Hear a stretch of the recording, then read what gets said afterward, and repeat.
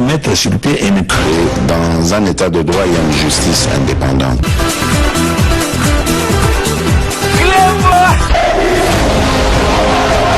Ce n'est pas pour rien qu'il faut des causes.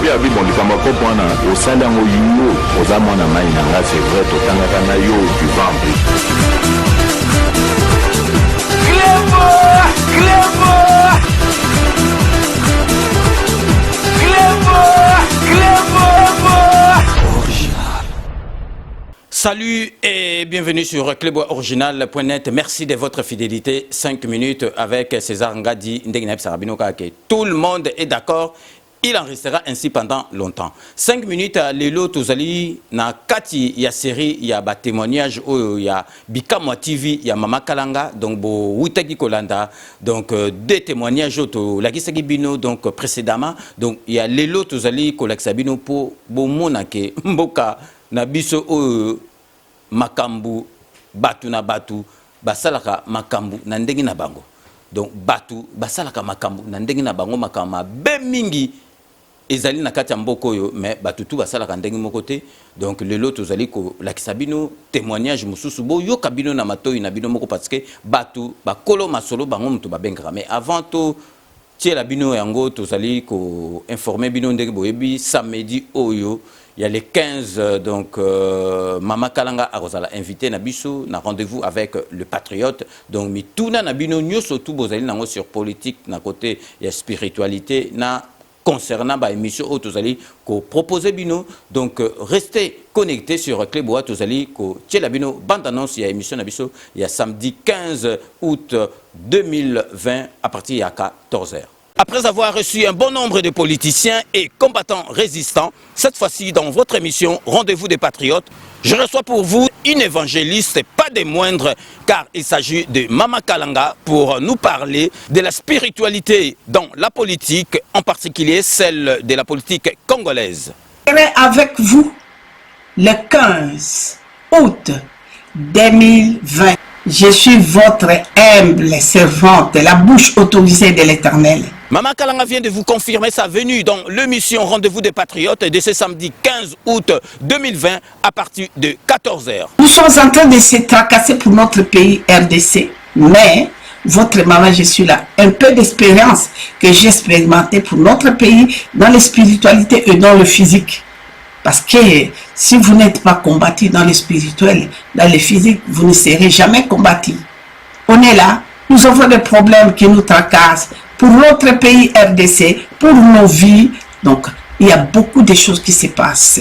Alors, vraiment que le Seigneur bénisse son serviteur, grand prêtre César Ngadi. 5 minutes avec César Ngadi, tout le monde est d'accord. Boyebi Bokonzi. Il y a Félix Antoine Tshisekedi Tshilombo Fati Beton ezali kaka ya peuple te.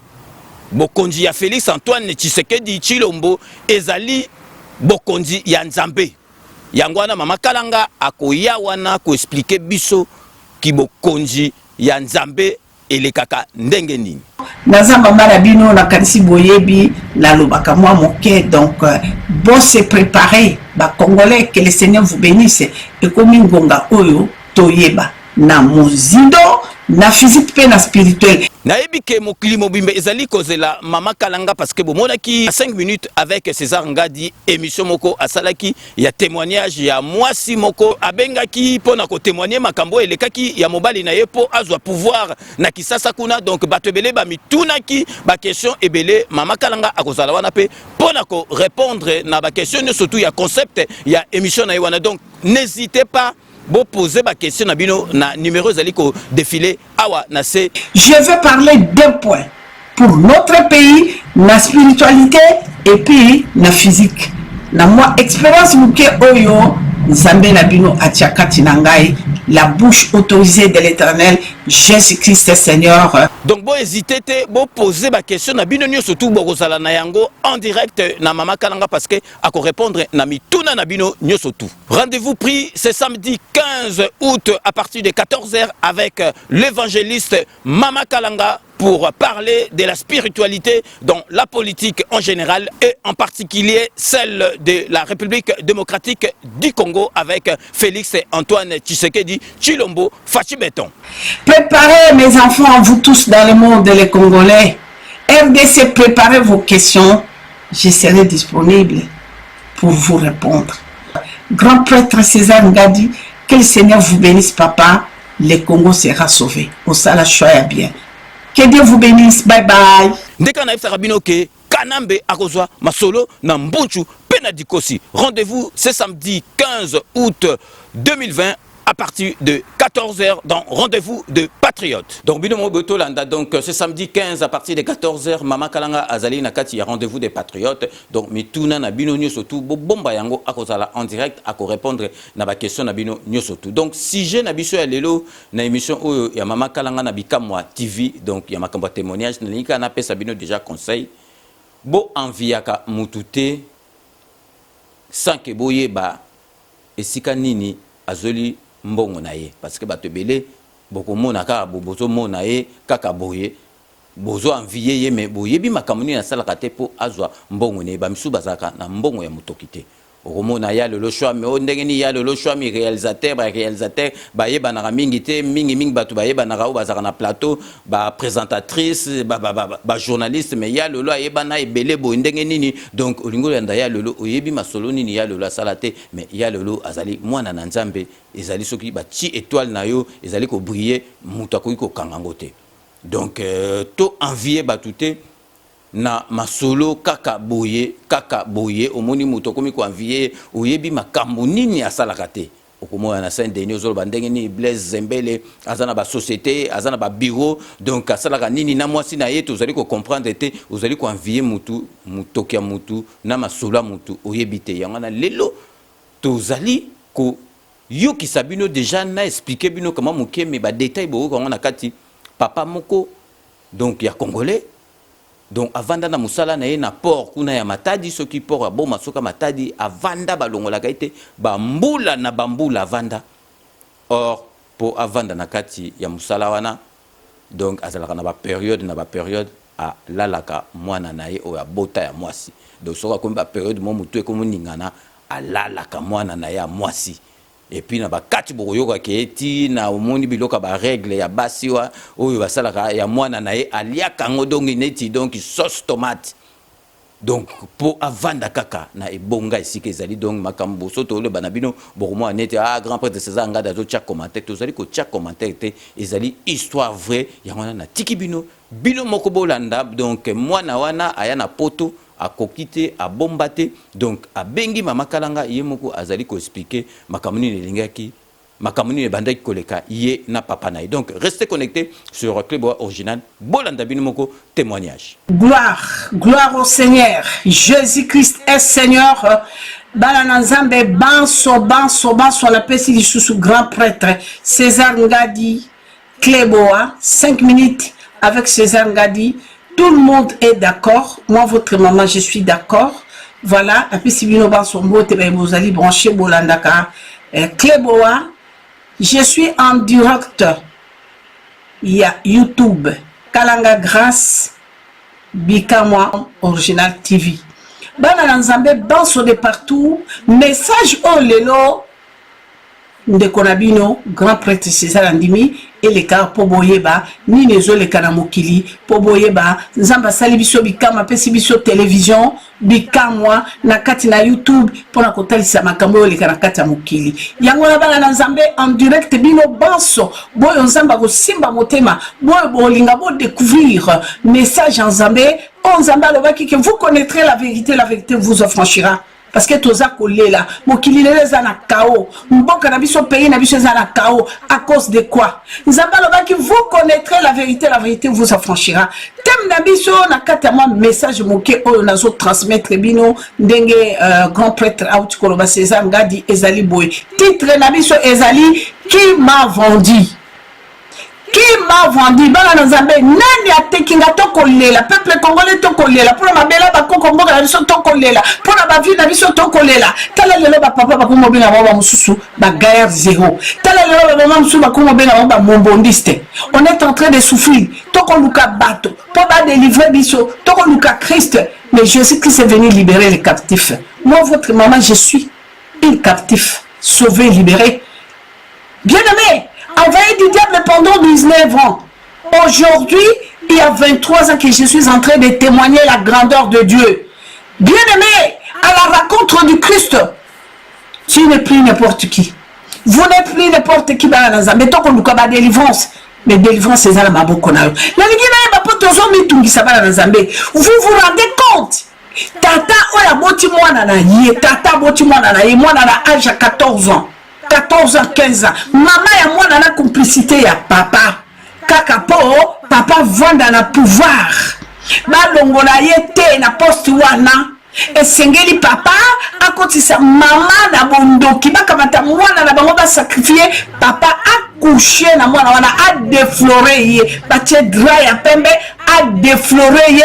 Pour la poste wana ya por ya por. Pour les rois des Alaki Bazaï, Mouto Longwate. Mais les gens là, la vie, mais pourquoi pas moi? Je suis arrivé à Londres, ça fait aujourd'hui 20 ans. Na 6 millions nata 2000 livres. Na combien d'euros? Na 6 millions nata 5000 euros. Qu'est-ce qui se passe? Moninga et Kakalelo et Kalobi. Angaye. Na koti na kati na Ofida. Na koti na kati na Rési des eaux. Na koti na gouvernement. Même pas 2 ans. Je suis vraiment le chaos. Depuis à Kota, ça fait 20 ans, ça fait 30 ans. Depuis deuxième république à Mobutu. Mais comment Mobutu a l'ongokate? Mouzé Kabila ye kakaye. Oyo Sikoyo ye baba Joseph Kabila kakaye. Est-ce que vous vous rendez compte?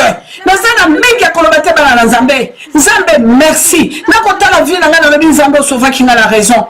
Le Seigneur m'a parlé il y a 5 ans. Arabi Kalanga, Nana Biki Seko Arabi, Kende na Mokili partout dans le monde, Kende Kotali Sabana Nanga, meilleure délivrance. Moi, votre maman, j'ai cherché ma délivrance pendant 3 ans. Je croyais qu'il y avait quelqu'un qui devait me mettre l'opposition de mes pour que je puisse avoir la délivrance. Oh, que ce n'était pas ça. Délivrance, c'est la Zala Kinga Imoko. Les lotoko là, pour le Ninga Vinanga Iboe, rien ne voit, pour le Nina Libala Nanga passe, pour la nous sur la boti ba baby, pour le Nanga Zala qui bien Abalinga passe et Koti, Nazala qui bien Raptan na Balakite, et pourquoi tu as Libala passe et Koti.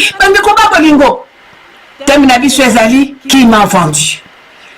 Écoutez bien, mais qui m'a vendu? Ésaïe 52, Elobi Boni. Ésaïe 52, verset 3, Elobi Boni.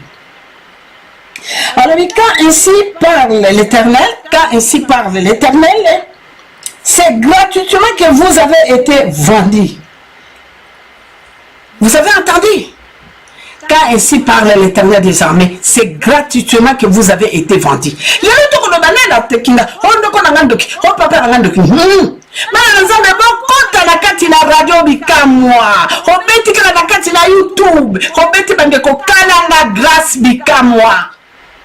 TV original. Kota oyoka na mama bino na zote ya kaka 30 minutes, 20 minutes. Oyoka makamu suki na tei bande ko babolingo. Na lakisi mo exemple moko fungoli nzela nana za toucher bande ko babolingo kota.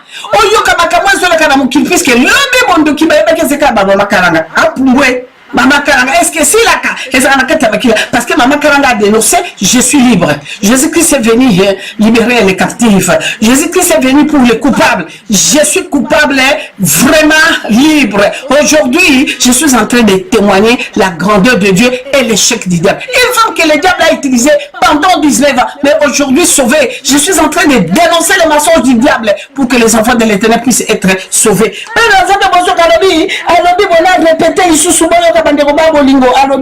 Car ainsi parle l'Éternel, c'est gratuitement que vous avez été vendus.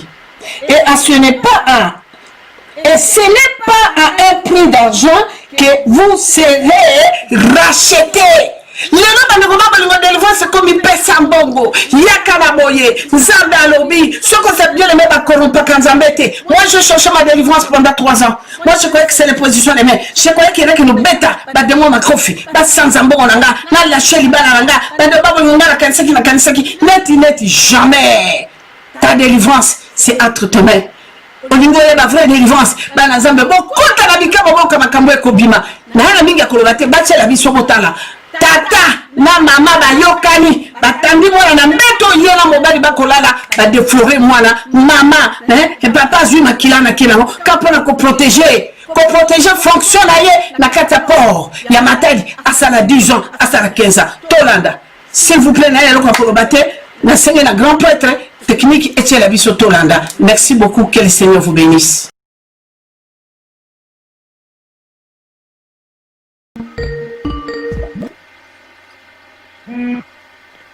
Oui, allô? Allô, maman. Oui, maman. Bonsoir, maman. Bonsoir, professeur Malolo. Maman, c'est que c'est un dans le aller du canal ici. Le bien pour téléphone, c'est la raison à eux parce qu'il est au kata. Ça on a le bâti, mais le fond a deux naïs, là il a ma dans le aller du canal. Amen, amen. Papa n'a pas comme il y a peur, il y a matadi. Contact comme on a été. Continue. Maman, il y a quand même maman, Chai, la matadi. Il y a Campus pour Christ, oui. Dans 2004, oui. Maman m'a représenté Campus pour Christ qui n'a pas de oui. Oui. Ezalaki na papa moko wana azalaki kosenga mama bolingisi azosenga ye mama alingisa ye azalaki na bana na ye moko. Oui, mokonzi ya port, oui. Mokonzi ya port. Oui. Azalaki papa na ngai. Papa azalaki na mbongo ebele, azalaki président mokonzi azalaki na bavade ebele, azalaki na mbongo ebele, me papa abotala biso kaka mibale nga nende konga mobali. Papa alingaka nga makasi.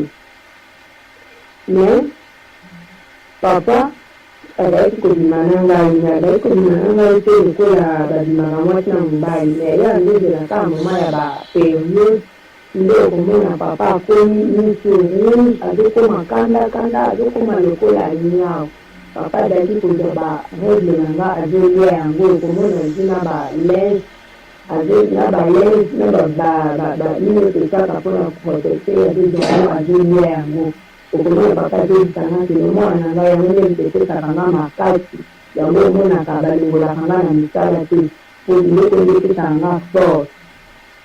Après likolo mwambongo moko boye eye kobunga ntango wana baye kobenga papa ya kisasa. Papa yebisenga mwana ngai kobanda eloko te na kozonga ngai aza na puissance makasi koleka nzambe. Papa ya kokende eloko moko esalema leki na nga mobali na papa bazalaki koyokana te bazalaki kosona makasi. Yozaki mwana liboso? Ngai naza mwana liboso papa azoka biso kaka mibale ngai na leki na ngai. Bazalaki koyokana te ngai leki na nga bazalaki atakoma zoswana bazosona mwana leki na nga ti aliku abeta papa.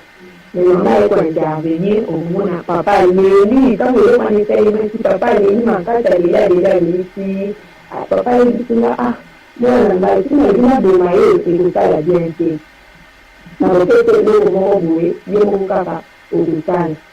Papa ekoprovoke mwa voyage moko boye baye kodeplace na mama basali voyage neti ya 3 jours. Papa ekopesanga poussière moko boye na maboka naza poussière oyo ntango na chambre aleki na ngai nazwi poussière wana na pompa yango na biloko aleki na ngai. Apres mokolo kaka na jour wana leki na ngai oyo eza juste naye kobima ngai leki na ngai mobali ntango abima leki na ngai mobali papa mpe naye kojenga zela ntango papa napesaki poussière wana na monoko na ye alobelaki yo quand même ke okosalaka papa no sexe osala na ndeko no sexe ntango apesaki yo poussière wana yebisaki oke kosala sexe na ndeko na yo ayebisinga kaka keno yo kala kaka nini omona kaka eloko mpona kolekalize ndeko na ngai po ndenge azalaki koswanisa papa aire nyonso nde tanga zwa putia oyo fulango na beti naye kozwa putia wana ntango na fuli epesi ndeti na ngai mpe tuwa auti mpenza posa ya kozala na mwasi naye kobima ngai neti na ngai mobali papa bauti voyage koya papa eya papa asepelaki makasi miloko anayesinga keno mwana nga osali malamu ndenge osali bongo okonetralize mama moko moye atelela nga lisusu eza te siko mama elekezekinika nga eza te na nsima mikolo neti na nga akobela mitu kobela beli mitu aye kokufa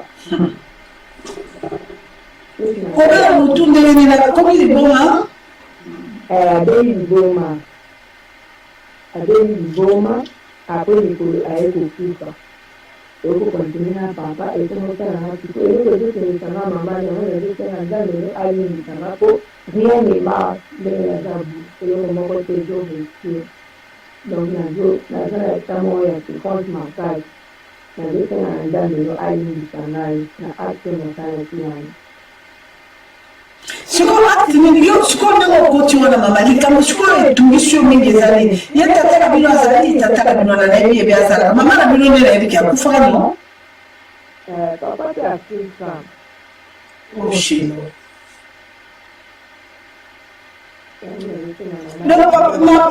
mama akufaki papa akufi ndeko na mobali akufi etikala yo moko sikoyo yango nini ezotungiso nini ekotungiso mama mama na ngai naza boye nabali mpe nabosi mpe mama na ngai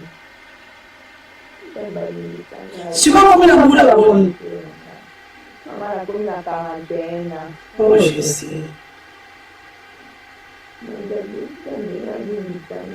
sikoyo bino bapapa na bino totikala nango po papa na bino oki na basuwa te ozala biloko papa na bino mama mene ezo avance lisusu te kontena makambo na nzalaki wana tata na bino aza kozwa te lokola mwasi na mobali ye koliaka makila baza kolia pembeni kaka oyo ozali na basiri nde azolia ye tozali kobima te ndenge kobima na mwasi na mobali meye wanozela kaka mokolo ya baperiode na ngai okomona papa miso ekomi rouge akomi lokola nyama lokola niawa azozwa makila wana azolia eli na ye ezokota na nzoto na ngai te nazolia makila wana mama vampire azali vampire ozotoma kolia na chambre wana mama nayali nakakolia olengelikana ndako na bino waki na chambre wana moko akokokelo kuna ndakolia mo akolia mo mokolo moko be tous les 3 jours ozomona akakile mikolo boni azoza mikolo boni jagi banokozwa 4 jours omona des fois 3 jours donc okokata nini te protège wana te ye akoyeka abe papa nde mokolo akolia mama ata protège yango bazali kolia yango adikona minoko kolela te kolela tozali bosa nzambe abikama te bana nzambe bokoyoka boyoki lemo oto yo moto ozalaki kokomela ngai awa na whatsapp yo bangala 19h yo ngai mama naputanaki makasi na mayolo papa ntango nazobengo telefone nazoyamba te nazolela makasi nati nzambe na ngai mama tokala mbinga te na kotuka ndele nini ozala likama koloba ya suka yasuka ezalaka nzambe nga asalela ngai nazala kondima nzambe nga asalela ngai abikisa ngai merci mama merci nazomona numero na ya telefone awa lokola ya soki mpe afiki disidi soki mpe akatani ai bana na nzambe bozoyoka mwana na ngai zwa ngai osimba ngai na maboko zwa ngai nzambe alekoma bana na nzambe boyoka tata wana asala kuna na mokonzi ya ngai wana libomona soki nabula tombi ye akika baentreprise pdg biso tokendeki kuna na campus bochristien nazomi kinshasa na 2003 2004 mama na biso barepresente campus bochrist baye kosengana mpe mabe elizabeth oyo babi mama pardo tozoki kosala campagne mbandaka totambola mwa moke na makala nakende témoignage je connais ces messieurs. donc bino mo boyi tolanda témoignage ezali makambo moko donc soki bayebi soki aboye okondima te ezali vraiment pasi na mawa na motema donc yango wana na répété lisusu bo enviaka mutute kaka boye oye ndenge nini boye oyebi te eloko nini asalaka po bato mosusu basalaka makambo oyo etangami basala te bato mosusu bazali assoiffé ya mbongo, assoiffé ya pouvoir, assoiffé ya succès, donc baza capable ya kosala eloko nyonso tu po epesa oyo ye alingi yango namonaka bato mosusu bakendaka na nzela ya molili. Donc basérie ya bémission oyo bozwa déjà habitude, donc bozolanda yango mingi na 5 minutes avec César Ngadi. Donc bino moko boyoki oyo elobami ezopesa bato piyo na nzoto mais boyebake makamba boye esalemaka. Donc vraiment tokomi nasuka ya émission na biso ndenge na lobaka que je vous laisse le soin d'en tirer vos conclusions et de me faire parvenir vos commentaires comme d'ailleurs vous en avez l'habitude de faire. Donc je reste toujours friand de vos commentaires, de vos suggestions, observations, même critiques. Donc n'hésitez pas à me les faire remonter sur notre site internet ou sur notre compte YouTube. Donc rendez-vous na biso samedi 15 août 2020 à partir de 14h avec Mama Kalanga. Donc restez connectés sur Clébois Original. Nous allons nous retrouver avec grand plaisir dans 24 heures pour un nouveau numéro. D'ici là, portez-vous bien et à très bientôt. N'oubliez pas, tout le monde est d'accord et il en restera ainsi pendant longtemps. Kanambe Tokobi qui ça a été à Kozwa, Masolo, Nambuchu, Penadikos. À très bientôt.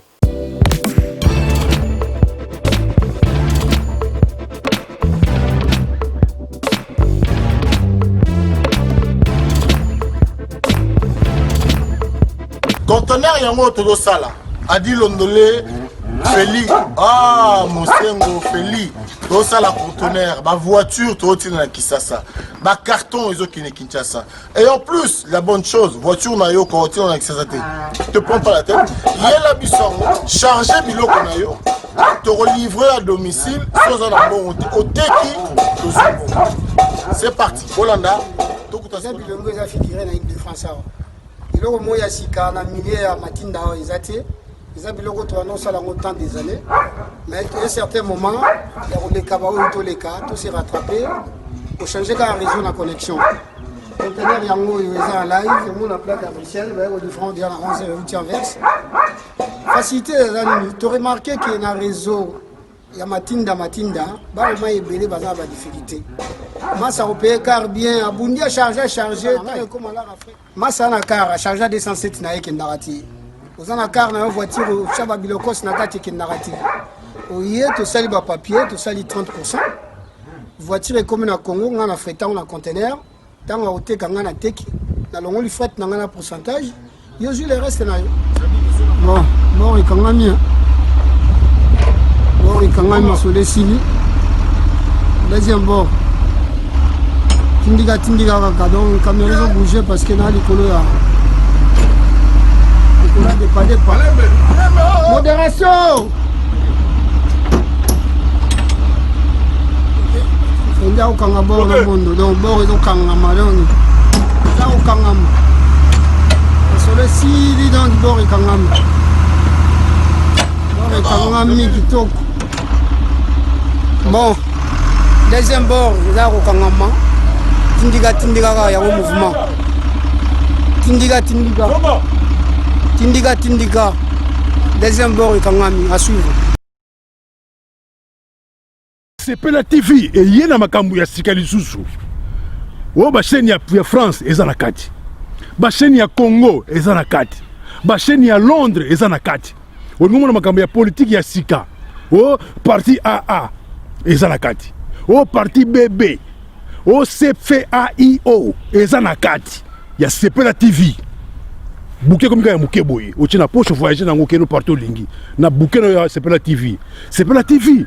Mais ma biso n'engozo ma biso wana 4K machine ma daka Sepela TV. Bienvenue dans le monde de Sepela TV. Sepela TV est le décodeur qui vous permet de suivre les chaînes du Congo en direct de la diaspora.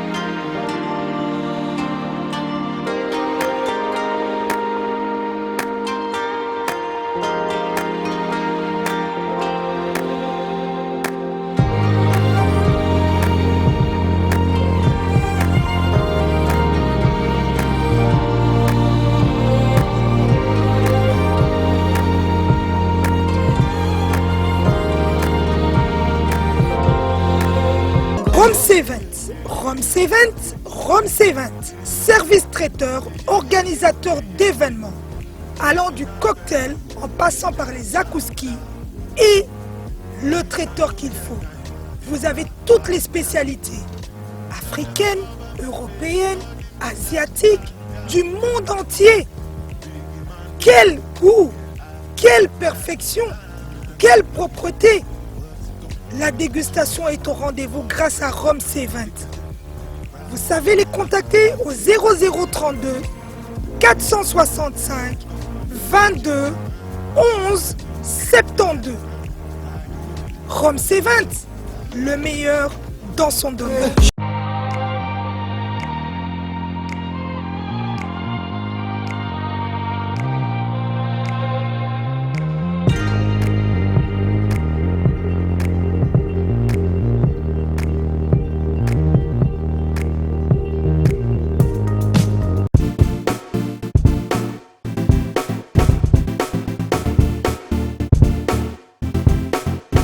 On doit mettre sur pied un État. Dans un état de droit et une justice indépendante.